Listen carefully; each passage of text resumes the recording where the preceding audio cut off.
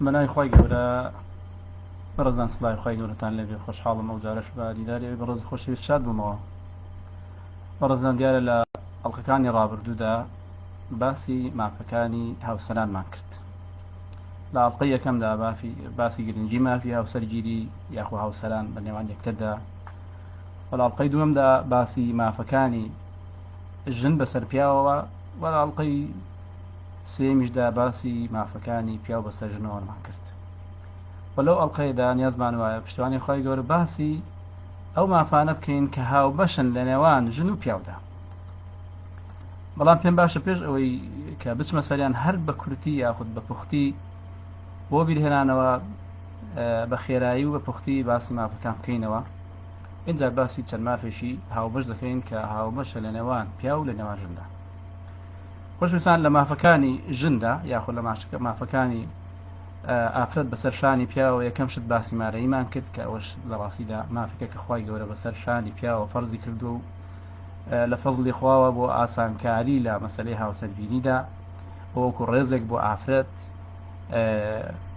و ئەوەش هەر فەزلی خوایە کە بەسەر شانی ئافرەتەوە فەرزی نەکردو. ئەگینا ئەو کاتە مەسەلەی هاوسەرگیری کارێکی ئاستەم دەبوو، چونکە پەیداکردنی مارەیی لەلایەن پیاوە ئاسانترە وەکو لەلایەن ئافرەتەوە. و هەروەها لەوێدا باسی ئەومان کرد کە ئەوەش هەر لە فەزل و لە سەماحەتی ئیسلامەوەیە کە باسی ڕێژەیەکی دیاریکراو لە مارەیی نەکراوە، بەڵکو هیچ حەدێک و هیچ سنوورێک بۆ کەمی بۆ زۆرەکەی دانراوە بۆ ئەوەی کە هەر کەس لە پێی شان و لە پێی توانستی خۆیدا مارەیی بۆ ئەو ئافرەتە ئامادە بکات کە دەیەوێت هاوسەرگیری لەگەڵ بکات. ئینجا باسی ئەومان کرد کە مافێکی تر کە مافێکی زۆر گرنگە ژیانی پێوە وابەستەیە کە بریتێ لە مافی نەفەقە. مافی نەفەقە ئەویش خوای گەورە بەسەر شانی پیاوە واجبی کردو، چونکە پیاو شیاوترە و شایستەترە و بەتواناتە لەسەر پەیداکردنی بژێوی و نەفەقە و مەسرەفی ژیان. و ئەو مەسرەفش مەسرفێکی کەمنی ئەو بژێویە، نەفەقەیەکی دائیمە هەل لە سەرەتای دەستپێکی عەقدی زەواجەوە یاخود لە کاتی زەفاف و گواستنەوە هەتا ئەو ژن و پیاوە بەیەکەوە بن، ئەو ئەرکە لەسەر شانی پیاو بەردەوامە و واجبە. و تەنانەت ئەگەر ئافرەت دەوڵەمەندیش بێت لە لای زۆرینەی زانایان کە ئەو ئەرکە لەسەر شانی ئافرەت واجب نابێت. و باسی ئەومان کرد کە بڕی ئەو نەفەقە و کە خواردن و کە بەرگ و کە شوێنی مانەوە و حەوانەوە و خان و ئەو شتانێک کە پێویستن بۆ ژیان تەنانەت بە دەرمان و بە بابەتی جوانکاریشەوە هەموو ئەوانە دەگرێتەوە. اینجا دوای ئەوە باسی ئەومان کرد مافێکی تر لە مافەکان کە بەسەر شانی پیاوەن ئەوەیە کە بە شێوەیەکی ڕێک و بە شێوەیەکی جوان و بە شێوەیەکی باش مامەڵە لەگەڵ هاوسەرەکەی بکات. و یەکێک لە مافەکان هەر بە خێرایی کە باسمان کرد بریتی بوو لەوەی کە هەروەکو چۆن لەسەر ئافرەت پێویستە واجبە کە مافی سەرجەی بدات بە پیاوەکەی بە هەمان شێوە لەسەر پیاویش واجبە ئەو مافا بۆ خێزانەکەی دابین کات بۆ ئەو پێداویستە سروشتەی کە خوای گەورە ناخیدا چاندوویەتی جێبەجێ بکات. هەروەها باسی ئەومان کرد کە پێویستە پیاو ئەو شتانێک ئەگەر مادام شارەزا بێت ئەو شتانێک کە پێویستن لە دینیدا لە ئەحکامەکانی ئیسلامدا لە ئەحکامە شەرعانەی کە واجباتەکان و پێداویستەکان لەسەر شانی ئافرەت ڕوون دەکاتەوە بۆی ڕوونکاتەوە و یارمەتی بدات ئەگەر شارەزاتر بێت. خۆ ئەگەر ئافرەت شارەزاتر بێت پێویستە ئەو بۆی ڕوونکاتەوە یاخود ئاسانکاری بۆ بکات بۆ ئەوەی کە فێری ئەو مافانە بێت. و یەکیشی دیکەش لە مافانەی کە هەر بە خێرایی باسی بکەینەوە بریتی بوو لەوەی کە ئافرەت پیاو مەسئولە لەوەی کە شەرەف و سمعەی ئافرەتەکەی خۆی بپارێزێ، ناموسی خۆی بپارێزێ لە چاوی چاوچنەکان، لە چاوی خراپەکاران و بە هەموو شێوەیەک وەکو چاوی خۆی پارێزگاری لێ بکات. هەروەها باسی ئەوەشمان کرد کە ڕاستە لەسەر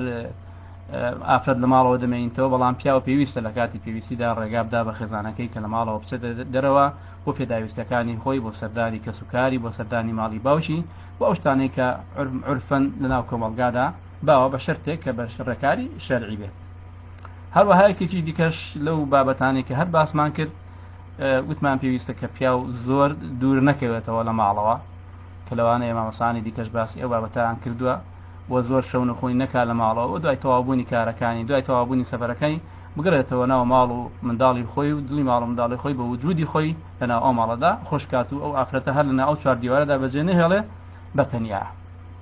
و تەنانەت لەو بارەوە پێغەمبەری خوا صلی الله عليه وسلم گلەیی لە عەبدوڵای کوڕی عومەر کرد ڕضای خوای لێ بێ کە تەنانەت بە شەو نوێژی لە خێزانەکەی دوورکەوێتەوە. چ جای ئەوەی کە کەسێک بۆ شەو نخوێنی و بۆ گەعدە و بۆ سەهرا دوور لە ماڵ و منداڵی خۆی بێت و کە دێتەوە هەموو ماڵ و منداڵی لە خەودان و یەکتر نەبینێن. ئەنجارێکیشی دیکەش کە باسمان کرد بریتی بوو لەوەی ئەگەر پیا و زیاتر لە خێزانێکی هەبێ پێویستە خی گەورە لەسەری واجب کردو مادام ڕێگای پێداوە زیاتر لە خێزانێکی ببێت و فەرمانیشی پێ کردووە کە بە عەدالەت لەگەڵیاندا بجوڵێتەوە و یەکێکیان بەسەر یەکێکی تردا تەفزیل نەکا بە تایبەتی لە مەسەلەی مانەوە لە مەسەلەی جلوبەرێک لە مەسەلەی بژێوی لە مەسائل مادیەکاندا پێویستە دادگەر بێ ئەجینا ئەوە هەڕەشەیەکی گەورە ڕوبەڕووی پیاو دەبێتەوە کە پێغەمبەر صلی الله عليه وسلم فەرموویەتی من كان له امرأتان فمال إلى أحدهما دون الأخرى جاء يوم القيامة وشقه معه. يعني كسك دو أو ساوسري هبن بەڵام زیاتر مەیلی بەلایەکەشیان دابێت یعنی فەرقیان پێ بکە دادگەر نەبێت لە نێوانیاندا زیات چ لە کاتی هاتنەوە ماڵەوە نووسن چ لە بژێوی چ لە نەفەقات چ لە بەرگ چ لە نان چ لە هەر مەسرف پێداویستێکی ژیان ئەگەر وابوو وەکو سزایەک وەکو ئەو مەیلە ناڕەوایی کە ئەو پیاوە بۆ خێزانێکی هەیە جگە لەی خێزانەکەی تر خوای گەورە بە هەمان شێوە سزای دەدات بە سزایە کە هاوشێوەی ئەو سزایەوەی لە ڕۆژی قیامەتێ لە بەردەمی هەموو خەڵک لە بەرچاوی هەموو خەڵک بە خواری زیندوی دەکاتەوە وشقه معي کەوژێکێکە ڕەشێکی گەورەیە بۆ ئەو کەسانەی کە مافی هاوسەران بەرچاو ناگرن. خۆشەویستان ئەو بە خێرای ئەو مافانە بوون کە مافی تایبەتی ژن بوون بەسەر پیاوە. هەر بۆ بیرهێنانەوە باسمان کرد بە هەمان شێوە ئەو مافانەش کە مافی پیاون بەسەر شانی ژنەوە لەسەروی هەموو مافەکانەوە بریتی بوو لە ئەوەی کە ئافرەت پیاو بەسەردار و بە گەورەی ماڵ بزانێ و لەژێر ئەمر و فەرمانی پیاوەکەی دابێ مادام فەرمانێکی شەرعی پێ دەکات. وەگوتمان لە ئیسلامدا نەک هەر بۆ مەسەلەی گوێڕایەڵی لە نێوان ژن و پیاوە تەنانەت گوێڕایەڵی لە نێوان گەورەترین کەسی ناو وڵات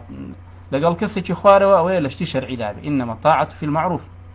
و باسی ئەومان کرد خوا نەخواسە ئەگەر ئەو پیاوە بۆ شتێکی بێ شەرعی فەرمان بەو ژنە بکات ئەوە ئەو ژنە دەبێ خۆی تەسلی بە قسەی نەکات و گوێڕایەڵی نەکات لە ڕاستیدا وەکو ئەوەی کە بڵێن هانی بدا بۆ ئەوەی کە سفور بێ یاخود سەری ڕوود بێ یاخود بە شێوەیەکی ناشەرعی معاشەرەی لەگەڵ بکات یاخود لە کاتی نەشیاودا یاخود بۆ زۆری لێ بکات کە تێکەڵاو بێ لەگەڵ کەسی نامەحرەم کە ئەوش سەر دەکێشێ بۆ بەدگومانی و بۆ دڵپیسی و بۆ زۆر کێشە ناو کۆمەڵگادا بۆیە ئەو شتانە لەو شتاندا نابێ ئافرەت بە قسەی پیا بکات و نابێ پیاویش مل بۆ ئافرەت نەرم کات و یعنی ئەو ئەگەر ئارەزوی هەیە ببێنێتە دی. بە هەمان شێوە یەکێکی دیکە لەو ئەرکانەی کە ئەرکی ئافرەتە وما في بياوة بسرشاني آفرتها أن لا تمنعه من نفسها إذا دعاها إلى فراشه. يعني في ساركاتك بياو داوي لخيزانك يكربو سرجي ملكسي أو ما فبيتو أجر عزلي نبد برجري لنا كاتو خوي لما نعنكات أو إيش كلام عفوا بشكان كتوزق بدرجة الباسي لك إن شاء الله. وهروا هيك شيء ديك لو ما فاني بياو بسرجنوا ياخذ أول كان كده كوت سرشاني جنوا أو أوجنا كاروباري ماڵی ئەو پیاوە منداڵی ئەو پیاوە کاروبارەکانی ناو ماڵی ئەو پیاوە ئەمیندارەتیدا و بەرپرسیارێتەوە بە شێوەیەکی ئەمین و بە شێوەیەکی ڕێکوپێک ئەو ئەرکانێک کە دەکەوێتە سەرشانی جێبەجێ بکات. چونکە پێغەمبەر صلی الله عليه وسلم فەرموویەتی والمرأة راعية في بيت زوجها وهي مسؤولة عن رعيتها. يعني ئافرەت مەملەکەتی ئافرەت ماڵە و ئافرەت بەرپرسیارە لەو ماڵەدا لە منداڵەکان لە ماڵی ئەو مێردەی کە لە خانوەکەی خۆیدا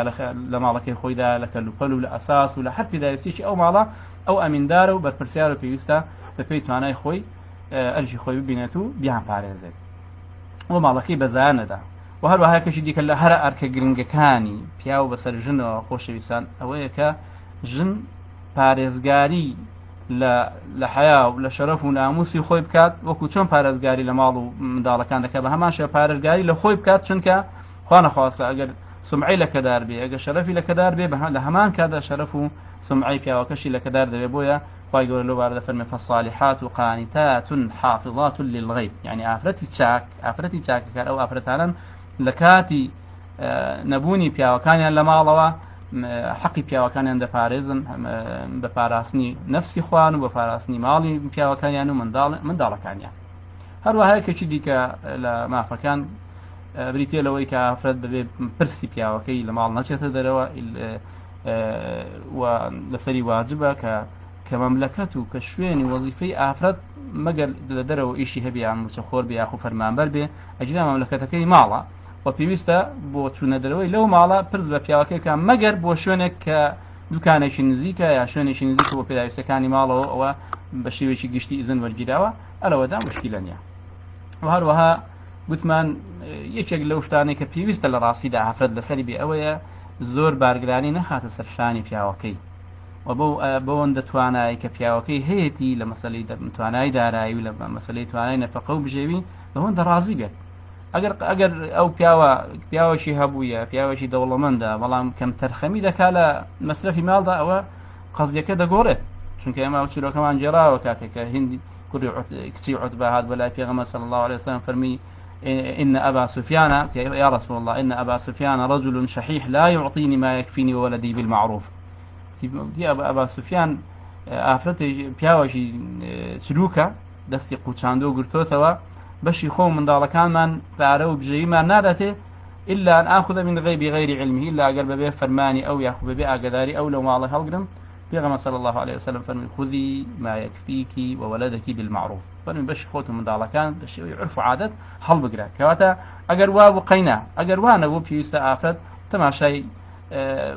مالو دارایی مێردەکەی خۆی بکات چاولێکەری نەکە بڵێ فلان جیرانم یان فلان خزمم یان فلان کەسم یان فلان کەس ئەوە مەسرفیانە ئەوە ماڵیانە ئەو حاڵیانە ئەوە مەسرفیانە ئەوە مانگانەیانە ئێستا دەبێت تەماشای شان و تەماشای توانست و توانایی دارایی مێردی خۆی بکات کە ئەو مێردەی مەسئولە لە ژیانی ئەو کەسانە ئەو ماڵ و منداڵە و لە ڕاستیدا هەر هۆکارێکی دیکە کە یعنی پێویستە ئافرەت بیکات بۆ ئەوەی کە ئەو ماڵە بە تەبایی و بە ئارامی بمێنیتەوە لە سەرشانی ئەو ئافرەتە واجبە بۆ مێردەکەی خۆشەویستان چیرۆکەکی کورت هەیە کە لە ڕاستیدا لەو چیرۆکە کورتە لە ئامۆژگاری دایکێک بۆ کچەکەی خۆی زۆربەی ئەو مافانە پیشان دەدا کە پێویستە لە سەرشانی ئافرەت بۆ پیاوەکەی جێبەجێیان کە ئەویش ئەوەیە عەمری کوڕی حجر کە پاشای کیندە بوو دایکەکەی ئیاس کە بینتی عەوفی شەیبانی بوو یعنی ئەو ئافرەتەی خواست کە کاتی گواستنەوەی هات دایکەکەی بانجی کرد و ئامۆژگاری کرد فقالت ئەی بوونەیە ئەی کچۆڵم ئەگەر هیچ ئافرەتێک بەهۆی دەوڵەمەندی و بەهۆی گەورەی ماڵەکەی لە ماڵ نەچوو بادەرەوە پێویستی بە مێردکردن نەبایە یان لەبەرەوەی دایک و باوکەکان دایانەوێت کە لەلایەن بێ و بەرچاویان بێ ئەو ئەتوو لە هەموو کەس شایەنتر بوو چونکە تۆ شازادەی کچی مەلیشی بەڵام ئافرەت بۆ پیاوان دروستکراوە پیاش بە ئافرەتان دروستکراوە ئێستا ئەتۆ لەو هێلانە و لەو ماڵی بابەت کە لێرە تو پاشازادەی دەچێ دەرەوە بۆ هێلانەیەشی دیکرد کە ماڵی مێردەکەتە یعنی چەند ئامۆژگاریەکت دەکەم ئەو ئامۆژگارە جێبەجێ بکە ماڵێکی خۆش و ماڵێکی ئارام و ماڵێکی بەختەوەرت دەبێت یەکەم ئامۆژگاری دووەم ئامۆژگاری ئەوەیە قەناعەتت هەبێ بەوەی کە مێردەکەت هەیەی و ملکەتی فەرمانەکانی بەلەو فەرمانەی پێت دەکات کەواتە یەکەم قەناعەت دووەم ملکەتی فەرمانەکانی مێردەکەت طبعا گوتمان لە طاعە لە معروف و لە شتی شەرعیدا دووەمیان پێی گوت فالتفقد لمواضع عينه وأنفه ما بەستی خۆ جوانکردنی ئافراتێک پێ ئاگاد لە شوێنی چاوی مێردەکەت و شوێنی لوتی مێردەکەت بێ یعنی خۆت جوان کە خۆت برازێنەوە خۆت بۆن خۆشکە بە شێوەیەکی ناشیرن و بە شێوەیەکی ئیهمال و بە شێوەیەکی ببوونێکی ناخۆشەوە لە مێردەکەت نزیک مەبەوە و لەگەڵ مێردەکەت مەبە پێنجەم و شەشەم لە ئامۆژگاریەکانی ئەو دایکە بۆ کچە پاشازادەکەی فەرمی فالتفقد لوقت منامه وطعامه پێ ئاگاد لێبێ مێردەکەت لە دەرەوە دێتەوە ماندوویە شەکەتە ئاگاد لێبێ خواردنێکی ئەو تۆی بۆ حاضر کە چی پێی تێرکات و ئەو کە پێی خۆشە وەگەر کاتی ئیسراحەت و کاتی نووسنیەتی ئەو کاتەمەی کە هەراومەی کە بەزم و منداڵەکان بێدەنکە و بۆ خۆشت کێشە و مشکلەی بۆ زیندومەکە ئەو کاتە تا خواردنەکەی دەخوات لەبەرەوەی ماندوویەوە تا ئیسراحەت دەکات دوای ئەوەی کە خواردنی خوارد و ئیسراحەتی کرد ئەگەر پێداویستێکە و ئەگەر کێشەیەکە و ئەگەر هەشتێک بوو دەتوانی بۆی باسکەیت هەروەها ئامۆژگاری حەوتەم و هەشتەم فەرمی ئاگاد لە ماڵەکەی بێ فالاحتراس بماله و ئاگاد لە منداڵەکانیشی بێت یعنی تەماشاکە یعنی ئەو ئافرەتە نە دکتۆرای خوێند و نە خولی تەنمیەی بەشەری خوێندووە و نە کتێبی خوێندونەوە بەڵام بزانە هەموو شتەکانی کۆ کردوونەوە کە پێویستە بۆ بەختەوەری ماڵ بۆی کە ژن و مێرد بە ئارامی و بە بەختەوەری لەگەڵ یەک بەردەوامی بدەن بە ژیانی خۆیان فەرمی ئاگاد لە ماڵەکەی بێ ئاگاد لە منداڵەکانی بێت لە ئاخریشیدا فەرمی سەرکەش مەبە لەگەڵی تەکەبور و عینادت نەبێ یعنی سەرپێچی فەرمانەکانی مەکە و نهێنیەکانیشی بڵاومەکەوە و پەخشیان مەکە بەسەر خەڵک ئەگەر ئەو ئامۆژگاریت جێبەجێکردن وەکو ئافرەتێک وەکو کچێک ئەوە لە ماڵێکی بەختەوەردا دەبیت و لە ماڵێکی ئارامدا دەبیت و بە خۆشی ئەو ژیانەتان بەردەوام دێت ئەوانە هەموو خۆشەویستان مافەکانی پیا و ژرمک لە پێشەوە باسکراوە هەندێک ماف لە ڕاستیدا هەل لەنا ئەو مافانەدان بەڵام دەتوانین بڵێن مافی هاوبەشن لە نێوان ژن و پیاودا، یعنی وەکو چۆن مافن بەسەر شانی پیاوەوە بۆ ژنەکانیان بە هەمان شێوە مافن بەسەر شانی ژنەوە بۆ پیاوەکە. تەماشایکە یەکەم شت خوای گەورە دەفەرمێ وەلەهن مثل الذي عليهن بالمعروف ئەو ئاەتە ئەگەر تەماشا بکەین، یعنی زانایان دەڵێن ئەو ئاەتەکە لە 5 کەلیمە پێک هاتووە لەهن، یعنی بۆ ژنان هەیە مثل الذي عليهن بە هەمان شێوەی ئەو ئەرکەی کە لەسەر شانیان ماف بۆ ژنان هەیە بە هەمان شێوەی ئەو ئەرکەی کە لەسەر شانیان بۆ پیاوەکانیان. دەڵێن ئەو 5 کەلیمەیە ئەگەر بێت و شەرحێکی کتێبێکی گەورە بەشی ناکات، چونکە وەکو بڵێ هەموو مافەکانی پیاوان و ژنان لەو ئاەتە کورتەدا لەو ئاەتە عەزیمەدا کە بە کەلیمە کورتە و بچووکە کۆبۆتەوە، چونکە باسی هەموو مافەکانی پیاوان و هەموو مافەکانی ژنان دەکات. هەتا هێندێک لە زانایان و لە شڕاح و لە مفەسرین دەفەرمون یعنی ئەو ئاەتە پیشانمان دەدا یعنی ژن و پیاو یەکسانن لە هەڵگرتنی مافەکان، یعنی نەک یەکسانن لەوەی کە گەر مارەی لەسەر پیاوە مارەی لەسەر ژنیش بێ، یەکسان لەوەدا چۆن ئافرەت ئەرکی لەسرە بۆ مێردەکەی بە هەمان شێوە مێردیش ئەرکی لەسرە بۆ ژنەکەی.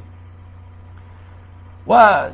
یەکەم شت کە یعنی پێویستە یعنی هەم ژن و هەم پیاویش ڕەچاوی بکەن و جێبەجێی بکەن و ژێرفەرمانی بکەن ئەوەیە بریتە لە حسن المعاملة و حسن المعاشرة. و ئەوەش کە خوای گەورە فەرمیێتی وعاشروهن بالمعروف، خوای گەورە ڕووی لە پیاوان کردە دەفەرمی ئەی پیاوەکان بە شێوەیەکی جوان مامەڵە لەگەڵ ژنەکانتاندا بکەن. بەڵام علەمای ئوسوڵ دەڵێن كل ما خُطب به الأنثى يأخذ خُطب به المرأة خُطب به الرجل، وكل ما خُطب به الرجل فالمرأة مخاطب بها. يعني هر فرمانك لشرع دا روبروي پیاوان کراوەتەوە عکسەکەشی ڕاستە، يعني ئەو بۆ ژنانیش ڕاستە ڕووی لەوانیشە، و هەر فەرمانێکیش ڕوبەڕووی ئافرەتەکان کراوەتەوە بۆ پیاوانیش ڕاستە. بەڵام بۆچی هەندێک جار فەرمان ڕووی لە پیاوە هەندێک جاران ڕووی لە ژنە، چونکە تەبیعەت و سروشتی پیاو هەندێک فەرمان هەڵدەگرێەوە تەبیعەت و سروشتی پیاویش ژن هەڵی دەگرێت. بۆیە کە ئێستا لێرە خوای گەورە فەرمی وعاشروهن بالمعروف، چونکە دەزانێت خوای گەورە لە ناو ماڵدا پیاو بەدەسەڵاتە، پیاو لێی چاوەڕوار دەکرێت کە زوڵم بکات، کە دەست و بازووی بەکاربێنێ، کە عزێتی ماڵ و منداڵەکەی بدا، کە تەعزیبیان دە بە ئەنواع شێوە. بۆیە ڕوو لە پیاوەکان دەکا وعاشروهن بالمعروف، بە شێوەیەکی جوان مامەڵەیان لەگەڵ بکەن. ئەجینا ئەو فەرمانە بە هەمان شێوە وەکو ئەوەیە ڕوژ لە ژنەکان کرابێ، ئێوەش ئەی ئافرەتەکان بە شێوەیەکی جوان مامەڵە لەگەڵ پیاوەکانتاندا بکەن.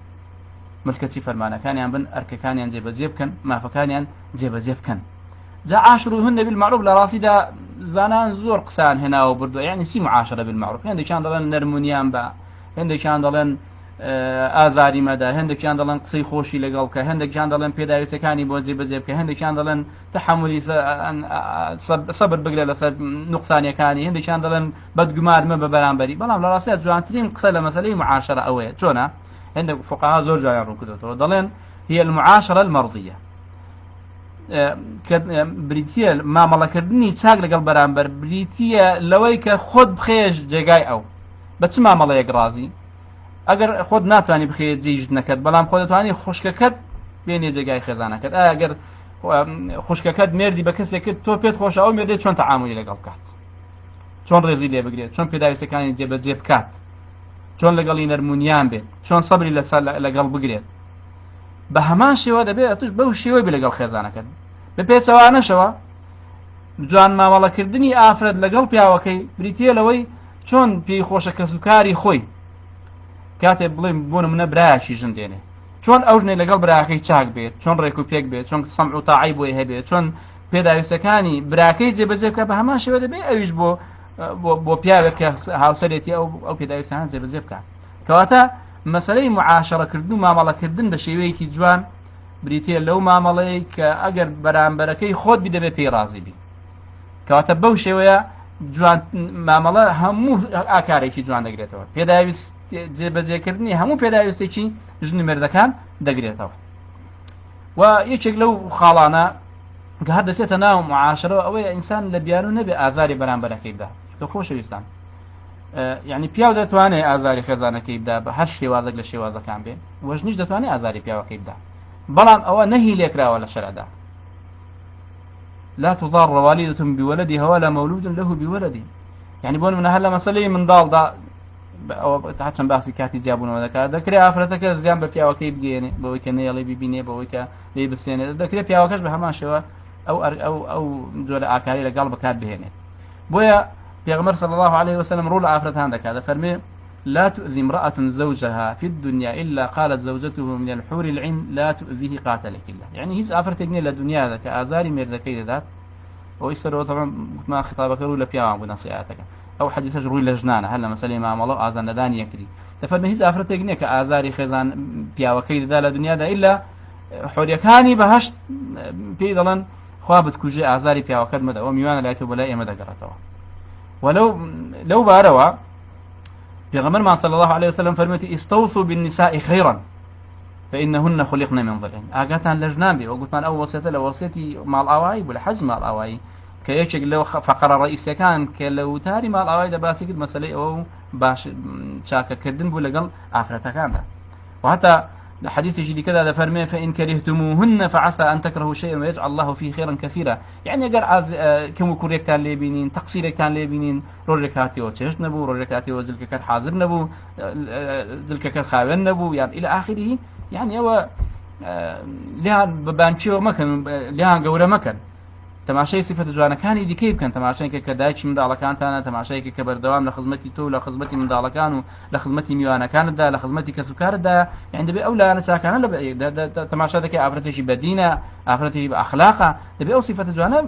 برشاي خود خي خودوش بفدي ببلاني توش قال لا يكو باش بيجي وبيا ذاك لواني هذا صفة ديك ناشرين تبي كأو صبري لسر صفة كان ديك قرتوا و جارشي ديكش بيغمر صلى الله عليه وسلم تأكيد لو قصدي دكاته لفرمي لا يفرق مؤمن مؤمنة بام إنسان شي باوردار رقي لآفرتك خوي نبي لا آفرته باوردار خوي إن كره منها خلقا رضي منها الآخر. يعني أجر لخوره وشتي ياخذ لخصلته شي أكاريش الرازين يا أو زور صفة ديكه هنا كلام رازيو كبعشا وزنان ضلن أقدار بتساقبون لقل آفرته لقل خيزان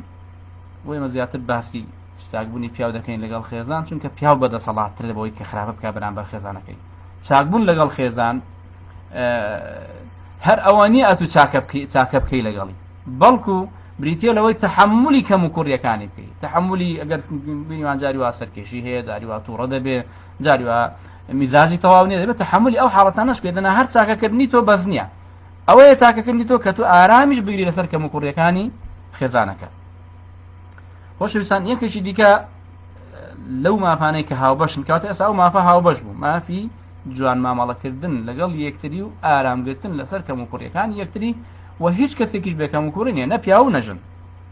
و نەمێر. مافێکی دیکە خۆشەویستان لەوانەیە ماوەسانی دیکەش ئاماژەیان پێکرد بێت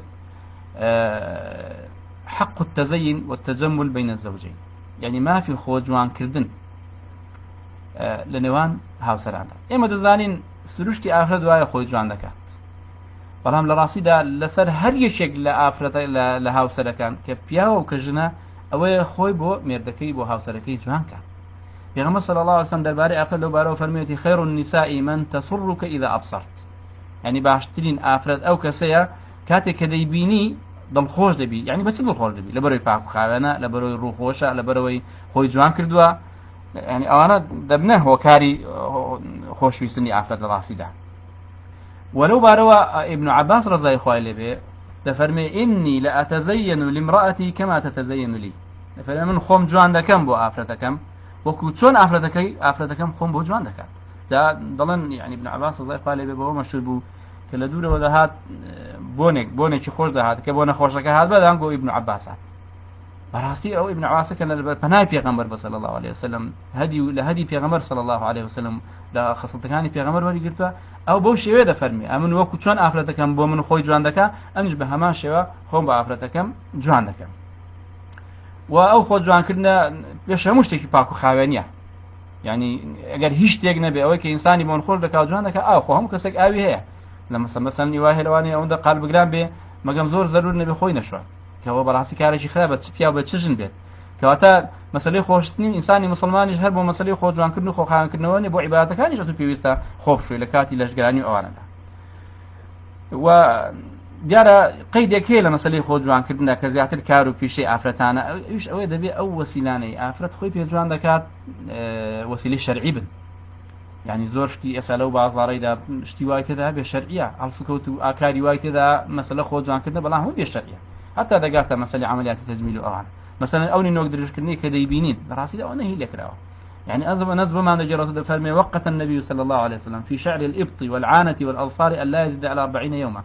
يعني في غمر خاص أصلا كاتب ودانا بو كمال يخشد بو مولا خو كردنوا بو خو خاون كردنوا بو نينو كردنيش لذلك ما بس نينو كان لسر روجنا بزياتر بي ولا دينو شي واه بما افرتي والي لقرت بسماك بو كدريش بواز عندك او زاز قالوا مصيبته شي ديكاش لو نينو كان دا هيك شتيكي لسر دادن بو هيك او بو الرجل لو هيك او بقاتي لكاتي دزنوج كان دا ناتواني او بقات او شنو دزنوج شتكاني شي دروز نابي كوشتكي زور خرافه واش انسان زۆر جێگای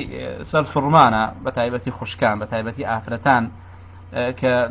زۆر مەبەستیان ئەوەیە خۆ لە فروشتی خۆیاندا وایە خۆیان جوان بکەن بەڵام دەبینی لە ماڵەوە ئەحتیمام بە خۆیان نادەن لە بەرامبەر میردەکانیان بەڵام کاتێک کە سەفەرێک دەبێ کاتێ دەستنە بازار کاتێ دەستنە ماڵی دەستە خوشکێکیان کاتێ دەستنە ناو کۆبوونەوەیشی ئەو پەڕی ئیحتیمام بە خۆی دەدا خۆی خاوەن دەکاتەوە خۆی دەشوازە لە بەرگی جوان بۆنی خۆش لە خۆی دەدا بەڵام لە ماڵەوە نەخێت یعنی بۆ مێردەکەی بۆنی سیری بۆنی پیواز و بۆنی دۆڵمە و بۆنی نازانم چی و چی بەڵام دەبینی لە دەرەوە کام بۆ نەخۆشە لەو ئافرەتی دێت بەڕاستی وەشتێکی بێشەرعیە یعنی تو لە بازاڕەکان و تەنانەت لە لای دەستە خوشکەکانیشت کام بەرگی جوانە و کام بانی خۆشە لە خۆتی دەی بەڵام لە ماڵەوە ئیحتیمام بە مێردەکەت نەدەی بەڕاستی ئەو شتێکی زۆر خراپە یعنی هەتا هەندێک توانە ئافرەتی وایە لە ماڵە جا بڵێم وەکو چێ و لە دەرەوە وەکو ئاسکێکشێ بەڵام لە ماڵەوە خەبزانێت چۆنە ئینسان بێزینەیە تەماشاکە بۆیە لە ڕاستیدا پێویستە یعنی ئەوانە ڕەچاو بکرێن یعنی ئافرەت بۆ مێردەکەی خۆی جوان کات و خۆی پاک و خاوێن کات و خۆی بۆن خۆش کات بە هەمان شێوە پیاویش ئەو ئەرکە بە پێی توانای خۆی جێبەجێ بکات ئەو کەمە ئەرکێکی هاوبەشە بۆ پیاوانیش و بۆ ژنانیش مافێکی دیکەش خۆشەویستان کە حەق ئەکید لە دەرسەکانی کەش ئاماژەی پێکراوە بەس دەمێت زیاتر تۆزێک زیاتر لەسەر ڕابوەستم مەسەلەی مافی ئیعفاف یاخو مافی سەرجەیی لەنێوان ژن و پیاودا ئەمە زۆر گوێمان لە پیاواندا دەبێت دەڵێن ئەو حەدیثان کردوتە شمشێر بەدەستیانەوە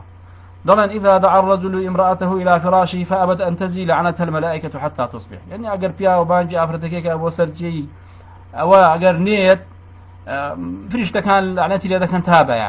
يعني بس رواياتك أو حديثة وكو الشمشيرك بيا وكان بما في خوان بكاري ديان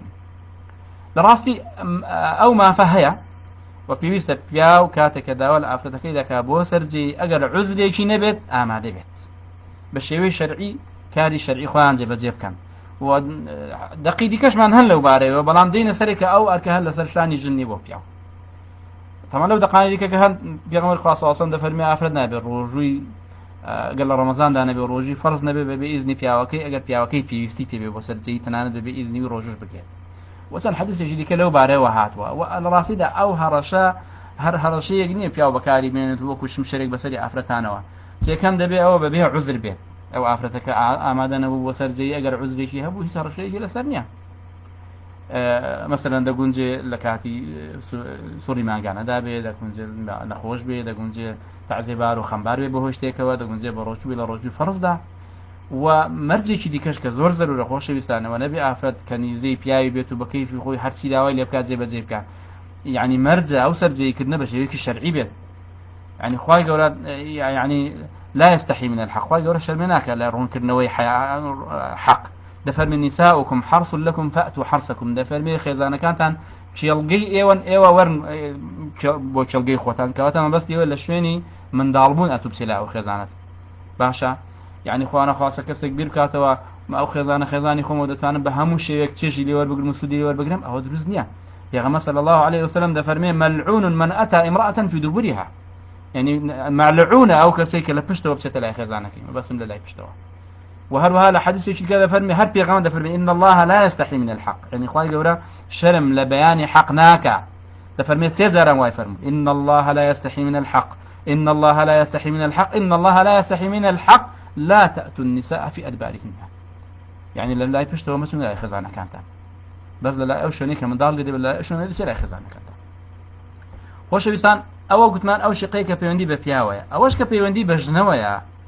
لڕاستیدا چۆن لەسەر ژن پێویستە کە مافی سەرجەیی بداتە پیاوەکەی لەسەر پیاویش پێویستە مافی سەرجەیی بداتە ژنەکەی یعنی خوای گەورە لەو بارەوە فەرمانی کردووە ڕاستە وەکو چۆن فەرمانی بە ژن کردووە کاتێک کە پیاوەکەت داوای کردی ئەوە بزان خۆشەویستان بۆچی ئەوە چونکە عادەتەن پیاوە داوای ئەو شتە دەکات یعنی عندە گونجێ خوای گەورە گوت بە ئەگەر ژنەکانتان داوای سەرجەیی لێکردن ئەگەر نەهاتن لەعنەت لە ئێوە هیچ نەکەی داوا بکە هەتا خوای گەورە ئەو قسەیە بکە نەخێ ژن سروشتی ژن و حیای ژن و نەفسیەت و میزاجی ژن و تەنانەت پێداویستەکانی ژنیش وان ناخوازێ کە ژن داوای پیاوەکەی کا بۆ سەرجەیی دەشێ بە ئاماژە دەشێ بە شێوەیەک لە شێوەکان لە پیاوەکەی بگەێنێ بەڵام ژن لە هەموو شوێنێکی دنیاوە یعنی ژن داوای پیاوەکەی ناکە بۆ سەرجەیی بۆیە ئەو حەدیثەکە بەکار هاتووە خوای گەورە ڕووی لە پیاوان کردو چونکە ئەوە لە پیاوان دەوەشێتەوە کە ئەوان بە بانگی ژنەکانیان بکەن بۆ ئەو کاری سەرجەیە نەک نشتەکان ئەجینا بە شێوەی دیکە خۆ خوای گەورە فەرمانی کردو بە پیاوەکان نۆتە خوای گەورە دەفەرمێتی هەر لەسەرکمان نساؤکم حرث لكم وبخۆی شێوە ئەمرێکە فأتوا حرثكم هەروەها خوای گەورە فەرمێتی فإذا تطهرن فأتوهن من حيث أمركم الله کاتێک کە ئافرەتەکانتان کۆبوونەوە بسنە لە سەرجەیان لەگەڵ بکەن وەنەکەر ئەوەندەش شتێکی اختیاری نییە خوای گەورە لە ئاەتێکی دیکەدا فەرموویەتی للذين يؤلون من نسائهم تربص 4 أشهر فإن فاءوا فإن الله غفور رحيم وإن عزموا الطلاق فإن الله سميع عليم يعني ئەوانەی کە مافی سەرجەیی نادەن بە خێزانەکانیان بەڵکو زیانیان پێدەگەن لەو بارەوە سوێندیان لێ دەخۆن کە تخونیان ناکەون ئەوە 4 مانگ سەبریان لێ دەگیرە ئەگەر ئیجینا دوای ئەو لە سەری ئەو 4 مانگە بوو ئەوە یان دەبێ بگەڕێنەوە 4 مانگەتەوە بۆ بگەڕێنەوە و ئەو مافە بگەڕنەوە بە خێزانەکانیان دەبێیان ئەو ژنەکانیان تەلاق بدەن کە دیارە علەما و فقەها قسەی جۆر بە جۆریان هەیە ئاخوا گەر پیاوێک سوێندی خوارد لە ژنەکەی کە 4 مانگ نەچوو بۆ لای دوای ئەوە تەلاقی یەکسەر دەکەوێ یاخود قازی بانگی دەکەوە پێی تەلاق دەدا یاخود حەبسی دەکا کۆمەڵێک ڕاو بۆچوونی جۆرا و جۆرمانە جا خۆشەویستان شەر نییە سوێندیشی لێ بخوا زۆر پیامان هەن ئافرەتەکانیان بەجێ دێڵن یا خۆشنێکی دیکار هێناوە ژنی دوێمە هێناوە ژنی یەکەمیان پشتگوێ خستە بە هیچ شێوەیەکی ناسن بۆلایەن یان ژنیان هێناوە و چوون بۆ خارج و چەند وەختە لە دەرەوە لە دوور ئافرەتەکانیان بەبێەوەی کە مافی ژنەکانیان ڕەچاو بکەن لەو بارەیەوە لەوانەیە نەفەقەشیان بۆ بنێرن بەس کاش ئەوە نەفەقەشت بۆ ناری ئەدی خۆ بۆ خۆت مەوجود نین لەناو خێزانەکە وەمە زۆر قەزیەوە هاتوتە پێشمان یعنی طبعا ئافرەتی کورد ئافرەتێکی بە شەرمە کەم وایە بە سەراحەت باسی ئەو پێداویستی خۆی بکە بە تایبەتی لە لای قازی و لە لای لیجانی فتووە لای مامۆستای ئاینی بەڵام ئێمە زۆر جار کە لە لیژنەی فتووە قەزای و کەیسی تەلاق دێتە لامان زۆر ئامۆژگاریان دەکەین کە ئەو تەلاقە نەبێت و هێواشان دەکەین و سادیان دەکەینەوە هەتا هۆکارێکی مەلموسمان نەدەن بەدەستەوە بۆی ئەو تەلاقە جێبەجێ بکەین لە ئاخیردا باوەڕتان بە کەیسی وا هاتوتە لامان ئافرەتی گوتێتی مامۆستا وەڵای من ساڵێکە هەر کسم لە لای مێردەکەم بەس پێشی عیب بۆ هەردە لە ناگونجین پێکەوە لێک زیادە بینەوە بەڵام بەپێچەوانەوە هەندێک ئافرەتی دیکە بۆ نمونە ئەمە کەیسێکمان هاتە لە هەر ئەو ساڵ یاخود ساڵی پار بوو ئافرەتێکی عەرەب بوو بە سەراحەت یا شێخ ئەو پیاوە هیچ توانای سەرجەیی ژنانی نییە من 6 مانگە لە لایم و هیچ توانای ژنانی نییە بۆ خۆ من خەدامە نیم هاتم چێشتی بۆ لێنم لە ماڵەوە کەواتە ئەو مافە وەکو چۆن خۆشەویستان دەمێت تێتان بگەین وەکو چۆن مافی پیاوانە مافی ژنانیشە بەسەر پیاوەکانیانەوە و ئەو حەدیثەش لە دەرسی ڕابردووشدا پێمە ئاماژەمان کرد کە عەبدوڵای کوڕی عەمر کە پیاوەشی بە حساب زۆر متەقی و ڕۆژوگر و شەو نوێشکەر و بەتەقوا بوو کاتێکە باوکی چوو بۆ لای بووکەکەی بۆ لای ژنی عەبدوڵای پێ دەرێت چۆن عەبدوڵا لەگەڵت وەڵا عەبدوڵا ماشەڵڵا شەو نوێژ دەکا و ڕۆژ بە ڕۆژوویە ئەدو چوو سەر کۆنەی کرد پێ عەبدوڵا من کچێکی بە حەسەب و بە نەسەبی قوڕیشین بۆ هێناوی ئەتو ئەوە تەعامل لەگەڵکەی هەر بەوەندە ڕانەوە تا چوو بۆ لای پێغەمبەر صلی الله عليه وسلم وپێغەمبەر صلی الله عليه وسلم فەرمی یا عەبدەڵڵا ئەلەم ئەسمع أنك تصوم النهار وتقوم الليل أري عبد راستة بشو دائم شو نجدك بروج نبي يكتب الله يكتب همك لا أخي فهم إن لأهلك عليك حق يعني ما فيش نكد بسرته كده بيأو ما فزع بزبكي لا واقعي شيء كده خوش إنسان أفرت الصحابة كانوا فيها الصحابة كان شرميان نكر دولارون كرنوي أو قضيانة يعني قضية هاتو لا بيغمر صلى الله عليه وسلم ئافرەتەکە کوێتی ئەی پێغەمبەری خوای ئەو پیاوەتی نییە یعنی هەر زۆر بە سەراحەت توێتەوەی کە لەگەڵێتی وەکو لچکی کراسەکەم وایە هیچ دیکەی نییە و پیاوەکەش دیفاعی لە خۆی کردە قسەی کردە بۆ ڕوونکردنەوەی مافەکان و بۆ ڕوونکردنەوەی حەقەکان جارێک لە زاران یەکێک لە ڕووداوەکانی دیکە سلمانی فارسی چوو بۆ لای ماڵی ئەبوو دەردا بینی خێزانەکەی جلوبەرگێکی وەک پیاوانی لە پێدا خۆشمان هەیە لە زۆر لادیان پیا و پانتۆڵی ژنان هەڵدەکێشن و یعنی فرق ژن پانتۆڵی پیاوان هەڵدەکێشن لە بەرخوان و ئیش و کار دەکەن و فەرقێکی وان پێ ناکەی لەگەڵ پیاوان ئەویش ئەوای بینی ئەبوو سلمان کە سەحابەیەکی بەڕێزی پێغەمبەر صلی الله علیه وسلم ئەبوو دەرداش بە هەمان شێوە ئەویش وتی ئەوە بوو وایە توشن چۆن دەبێ وابن وتی وەڵا براکەت ئەبوو دەردا ئیشی بەشنانی ئەی سلمان دڵڕ هاوەستا هەتا ئەبوو دەردا هاتەوە میوانداری کردن و دوای کە تەماشا دەکا وەردا بە ڕۆژوویە یەکتی فەرمووە تو بخۆم بە ڕۆژوکتی نەخێر ناخۆم هەتا نەخۆی نانی پێ خوارد ڕۆژەکەی پێشکان دوایش پێ گوت کاکە جانە تو ئەوە نابێت دینداری ئەوانە إن لأهلك عليك حقا ولزوجك عليك حقا يعني جسمت حقي لسرت هي تشاو كانت حقي أنا سرت وهي إيش نكت حقي لسرت وهي أو كسش كديه سردان دك أو إيش حقي لسرت وهي هم حق كان زي بزبكي بهمان شواء عفرتك هاد ولاي عمر رضي الله عنه ولاي عمر يكون خطاب بأشر مشكو بأسلوبك زور جانا فقالت يا أمير المؤمنين إن زوجي يصوم النهار ويقوم الليل وأنا أكره أن أشكوه وهو يعمل بطاعة الله في أي خليفة مسلمان أمير مسلمان بيا وكم بروجوية وبشويش هر خليكي جونجا عمر سرتات تينجيش لو قاسيك قال بارك الله في زوجك نعم الزوج زوجك براسي يا ربي خوي ولا بيد بلا براسي مردك باشته يشك لا دانش بوكت أي خليفة ككعب أسدي بوكت يا أمير المؤمنين هذه المرأة تشكو زوجها تيو هاتوش كارلم يردك يبكا قلنا هذا مدحيم يردك يبكا كذا دائما خريشي أو هاتوش كاتي لبكا كسرجي ناكا بلان بأسلوبك جوان وركبك أو قضية خوي خصوترو تيدي والله ما دام تواتي جيش من لي حالين بمدي بزانت شلون حالي ذاك يكسر له دوبيا وكان ناردو بيقول ذاك أي كابرا أتو لتشار شوان سيش أو بوتوبل خاي جورا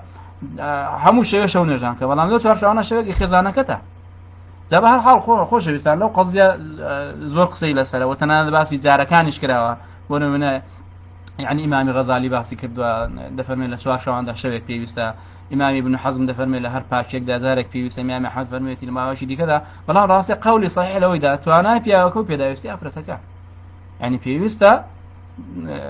طبعا دبت توانا هذا بياو وبيا دايوستي أفرتكش نعم مثلا تمن دي غوري مثلا سلوشتي كسكان دي غوري مثلا قناع كان جان دي غوري مثلا ساغي نخوشي دي غوري أول حالك أو بحالة شيء كذا غوري بس مهم أو ما فوق شون ما في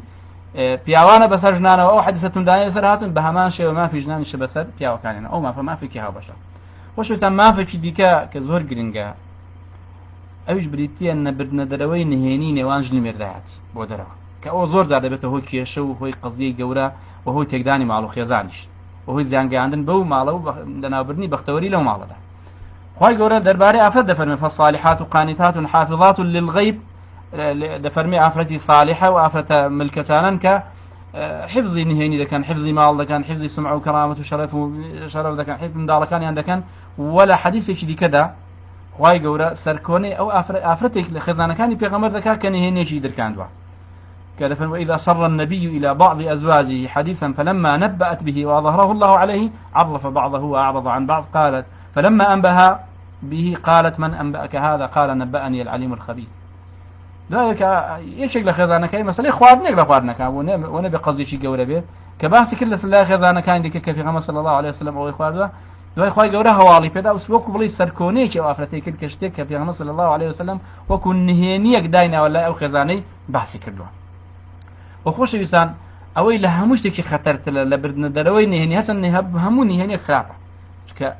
چونکە ئەوەی ئافرەت دەربارەی مێردی خۆی دەزانێت دایکیشی نایزانێ باشە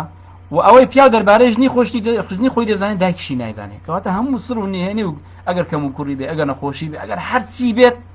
ئەوە لە نهێنی یەکتر شارەزانە بۆیە دەبێت پارێزەر و ئەمینداری نهێنی یەکتر بن بەڵام لە هەموو شتێک مشکلەتر خۆشەویستان بریتیە لە بردنە دەرەوەی نهێنی عیلاقەی زەوجی. يعني راسيدا بويا بيغمري صلى الله عليه وسلم زور تنبيه كدون اغداري كدون ترساندوني لو قضيه لو كسانيك اوشتا بلاوده كانوا او حديثك معناه اسماء بنت زيد تفهم انها كانت عند رسول الله صلى الله عليه وسلم والرجال والنساء قعود اسماء جرت تفهم لا بيغمبر بوين لكورك مسجد هاشون شي ديكوا يجون بياوي دانش بوين بيغمر صلى الله عليه وسلم كو هستش تشي كرده فرمي لعل رجلا طبعا بيغمري صلى الله عليه وسلم ناوي كسي ندهنا لا امشغاري كان ده بس فرمي لعل رجلا يقول ما يفعل باهله ولعل امراه تخبر بما فعلت مع زوجها تي اردش لوانيه يمكن تيدا عندها هبه بياوي هبه باس علاقي خوي خزانه كيدك هايسي علاقي سرجي وجنشتان تدا هبشتياكا ضل خلقك بيدنبون ضل اسماء فقلت اي والله يا رسول الله ثم ارى والله اي بيغمبري اخوا انهن لا يفعلن وانهم لا يفعلون جنا كانش باس دكان پیاوەکەم ئەوای کرد و پیاوەکانیش باش دەکەن ئەوام کرد لەگەڵ ژنەکە ئەو شەو ئەوام کرد و ئەوام کرد. پێغەمبەر صلی الله علیه و سلم فەرمووی فەلا تەفعەلوا نەکەن شتی وا بکەن فإنما ذلك مثل الشيطان لقي شيطانة في طريق فغشيها والناس ينظرون ووكو الشيطانك حاشاكم سواري شيطانك بلا سر رقاو هم خلق تماشاهم توقع وش تيجي بود دجري ودلي أو كسي خراب دكي لو أنا يعني أو دلي بياوكي خراب دكا أو دلجنكي خراب دكا لبته هوي منانوي بلاغونوي فحشا وفساد وتمع لناموس يكتر كردون أو زورشتانا بويا لپاراستنی هێنەکان هەمووی پێویستە بەڵام ئەوان هەمووی خەتەرترە دەبێت ژن و پیاوەکان ئاگان لێبێ پەیوەندی تایبەتی نێوان خۆیان و مێردەکانیان نەگوازنەوە پیاوەکانش بە هەمان شێوە ئاگان لێ پەیوەندی نێوان خۆیان و خوشنەکانیان نەگوازنەوە. خۆشەویستان یەکێکی دیکە هەر بە کورتی کە باسی بکەین ئەوەیە مامەڵەکردن لەگەڵ کەسوکار یەکتر بەڕێزەوە. یعنی پێویستە پیاو بەڕێزەوە مامەڵە بکات لەگەڵ کەسوکاری ژنەکەی و ژنیش بەڕێزەوە مامەڵە بکات لەگەڵ کەسوکاری پیاوەکەی. زۆر جاران ئەوە بۆتە کێشەیەکی گەورە بە سوکسەیرکردنی کەسوکاری یەکتری ئایا لەبەر ئەوەی تۆ دەوڵەمەندتری تۆ جوانتری تۆ خوێندەوارتری تۆ عەشیرەتەکە ئەوایە یاخود ئەوە دەبێتەوە ئەوەی کە تەڕەفی بەرامبەر هەست بە کەمی بکە و حەمیە و غیرەی هەستێ بۆ کەسوکارەکەی و ببێتە هۆی ئاخری ئاژاوە لەناو ئەو ماڵەیدا و لێکترازانی ئەو خێزانە. خۆشەویستان بۆ ئینسان نابێت بە هیچ شتێک بزانێت نە بە جوانی نە بە قووەت نە بە هێز نە بە دەسەڵات نە بە پارە نە بە خوێندەواری. ئینسان ئەو دوو کەسە هاوسەری یەکترن یعنی کەمیوان کەمی لایەکیان نوقسانی لایەکیان نوقسانێ بەوەکەی تر بە هەمان پێچوانەشەوە ڕێزگرتن لە یەکتری دەبێتە هۆی مانەوەی ئەو خێزانە بە ئارامی و بەخۆشی. خۆشەویستان یەکێکی دیکە یعنی لەو شتانەی کە ئەو ڕۆمەجال بێ باسی بکەین دەبێت ژن و مێرد هاوکار بن لەگەڵ یەکتری لە مەسەلەی دینداریدا. لە دەرسەکەی ڕابردوودا گوتمان پێویستە ژن و مێرد هاوکار بن لە یەکتری بۆ فێرکردنی یەکتر لە شتە دینەکە. لە مەسەلەی عیبادەتکردنیدا بە هەمان شێوە هاوکار بن. ئێستا بۆ من بە نسبەت پیاوان خی گەورە پێش ڕووی لە پیاوان کردو کە دەسەڵات زیاتر لایەوە دەفەرمێ یا ئەیها الذین آمنوا قوا أنفسكم وأهليكم نارا وقودها الناس والحجارة. دەفەرمێ ئەی ئیماندارەکان خۆتان و ماڵ و منداڵ و خێزانتان بپارێزن لە ئاگری دۆزەق بەچی بیان پارێزن یعنی فێری دینیان بکەن و هانیان بدەن لەسەر دینداریکردن و لەسەر عیبادەتکردن. وە لە بەرامبەریدا پێغەمبەر صلی الله عليه وسلم چونکە ئەو کارەکارێکی هاوبەشە دەگونجێت لەو خێزانەدا ئافرەتەکە بەدینتر بێ لە پیاوەکە. ئافرەتێکی محەزەبە و ڕێکوپێکە هەموو دەمە لەسەر بەرماڵ و قورئان خوێنە و بەشداری دەرس و دەور دەکات و بەڵام پیاوەکەی لەوانەیە کەسێکی وا بە زۆر ئیلتیزامی نەبێ بەدینەوە. بەڵام پێغەمبەر صلی الله عليه وسلم دەفەرمێتی رحم الله امرأة ڕەحمەت لەو ژنەی قامت من الليل فصلت هەڵدەسێتەوە لە شەو نوێژ دەکا وأيقظت زوجها ومێردەکەی هەڵدەستێنێ فإن أبى گەر هەڵنەسا نضحت في وجهه الماء يعني بە شێوێک لە شێوەکان ئای بەسەر دەبڕێنێ و بە خەبەری دەکاتەوە بۆ ئەوەی کە نوێژ بکات و عیبادەت کە بۆ خوای گەورە. خۆشەویستان ژن و مێرد یعنی هاوژینی یەکترن تەواوکەری یەکترن النساء وشقائق الرجال تەواوکەری یەکترن دوو شەقن کە یەک شت پێک دێنن پێویستە لە هەموو لە ژیانیاندا لە بژێوی ژیانیاندا لە دینداریاندا لە هەموو شتێکدا هاوکاری یەکتر بن بۆی ئەو خێزانە بە بەختەوەری بمێنیتەوە بە تۆکمەی بمێنیتەوە بە یەکگرتووی بمێنیتەوە و لە لێکترازان و لە لێکەڵوەشان پارێزراو بێ. وخۆشەویستان لە مەسەلەی مافی هاوبەش زۆرن بەڵام یەک قاعیدە کۆی دەکاتەوە. ئەویش عولەما دەفەرمون كل ما خُطب به الرجل فالمرأة مخاطبة به کە لە بیدایەتی دەرسوانەکەشمدا ئاماژەم پێ کرد. هەر فەرمانێک ڕووی لە پیاوە ئەوەش نیش ئەو فەرمانە ڕووی لە ژنیشە بە پێی خۆی بە پێی توانای خۆی وما خُطب به المرأة فالرجل مخاطب به و ئەوەش کە ڕووی لە ژنەوە فەرمانە ئەو فەرمان ڕووی لە پیاویش ئەویش بە پێی شانی خۆی بە پێی توانای خۆی بە پێی ڕۆڵی خۆی بە پێی وەزیفەی خۆی لەو ماڵەدا ئللا گە بەڵگەیەک لێکیان جا بکاتەوە وەکو دەڵێ مارەی لەسەر ژنە مەسەلەن بۆ مارەی لەسەر پیاوە یاخود نەفەقە لەسەر پیاوە. ئەمما باقی دیکە لە مەسەلەی چۆنێتی مامەڵەکردنی و هاوژینی لەگەڵ یەکتردا و ژیان لەگەڵ یەکتردا ئەوانە تەواوکەری یەکترن. ئەوانە ئەتو چۆن پێت خۆشە ژنەکەت لەگەڵ چاک مامەڵە بکە ئەویش پێی خۆشە بەباشی مامەڵی لەگەڵ بکەیت. چۆن پێی دەویستە پێت خۆشە پێداویستەکانی تۆ جێبەجێکا ژنەکەت ئەتوش پێویستە پێداویستەکانی ژنەکەت جێبەجێ بکەی ئەویش وای پێ خۆشە. جا خۆشەویستان ئەو مافانەی لە ماوەی ئەو دەرساندا باسمان کردن ئەوە مافی پیاوە و مافی ژنانە یعنی لە ڕاستیدا جێبەجێکردنی ئەو مافانە خۆشەویستان دەستەبەری بەختەوەری دەستەبەری ژیانێکی دیندارانە دەستەوەری ژیانێکی ئارامن دەستەبەری خێزانێکی بەختەوەن ئەی پیاوەکان ئەی هاوسەرە بەڕێزەکان ئەگەر دەتەوێت ماڵەکەت ئارام بێ ماڵەکەت ڕۆشن بێ ماڵەکەت دیندار بێ ئەولادەکان لەناو باوەشی خێزانێکی گەرم و گوڕ و ئارام و دیندار و بە ئەخلاق و خوڕەوشدا پەروەردە بن ئەوەی لەسەر شانی خۆتە جێبەجێ بکە بە هەمان شێوە ئەی خوشتی خۆشەویست ئەی هاوسەری خۆشەویست ئەتوش بە هەمان شێوە یعنی چاو بپۆشە لە تەقسیرێکە لە مێردەکەتدا هەیە لە کەم کوڕێ لە مێردەکەتدا تۆ ئەرکی خۆت جێبەجێ بکە مێردیش بە هەمان شێوە خۆشەویستان نابێت ژن و مێرد ئللا وەکو عولەما دەڵێن يستنطف حقه من الآخر يعني آخر دڵۆپەی مافی لە بەرامبەر بستێنێ کاکە چەندی مافی پێدای و چەندی لە توانادا بوو لێ وەربگرە بەڵام ئەتوو تەماشای ئەوە مەکە ئەتوو چ لە توانادا لەسەر شانی خۆت جێبەجێ بکە مەڵێ وەڵاهی لەبەرەوەیش نەکەم ئەوەی بۆ جێبەجێ نەکردم ئەمیش ئەوەی بۆ جێبەجێ ناکەم نە تۆ ئەوەی لەسەر شانتە جێبەجێ بکە ئەکیدم ئەگەر ژنەکەت مقەسیریش بێ لەمەودا چاو لە قوربانی داین تو دەکات چاو لە ئەرکەکانی تۆ دەکات ئەویش وا دەکات بە پێچەوە نەشەوە وایە یعنی ئەگەر ژن هەموو مافەکانی جێبەجێکردن پیاویش بە هەماشەوە چاوی لێ دەکات ئەگەر پیاو مافەکان جێبەجێکردن ژنیش ئاخری چاوی لێ دەکات چونکە ئەویش ئیحساسە ئەویش دڵە ئەویش هەست بە چاکەی بەرامبەری دەکات بە خۆشەویستی و بە ڕێزی بەرامبەری دەکات و ئەو مافانە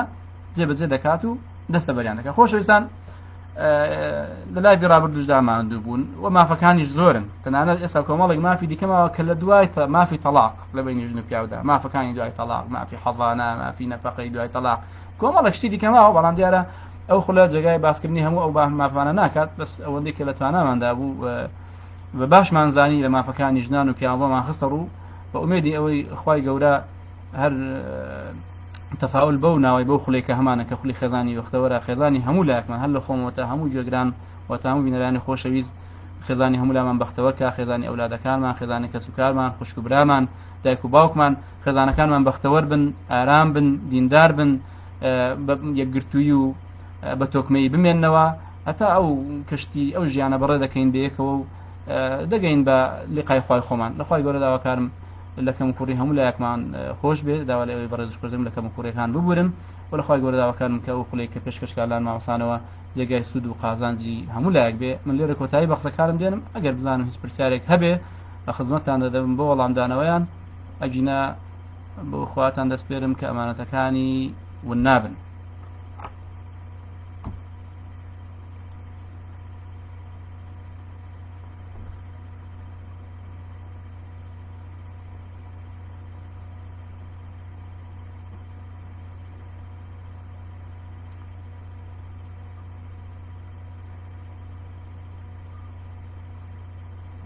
هیچ دوعاەکەی بۆ زیادبوونی بەرەکەت و خۆشەویستی و تەبایی خێزان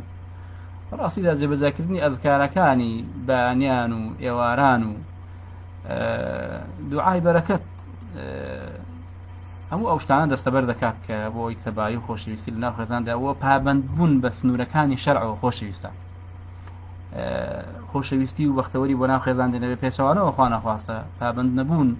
ومن أعرض عن ذكري فإن له معيشة ضنكا يعني إنسان بابن نبي بأحكام كان وبسندر كان دينوا وهذا كاك جاني إنساني طالب جاني إنساني تنق به جاني إنساني ببركات به ببسوانوا بابندي بأحكام كان دينوا مال من فردك إن شاء الله لبركات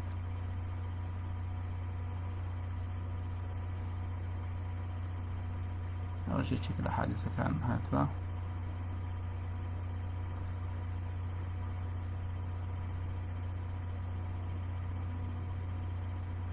هیچ پرسیارێکی دیکە نابینم جارێکی دیکە خواحافیستان لێ دەکەم و بەخوای گەورەتان دەسپێرم وەسەلام عەلەیکم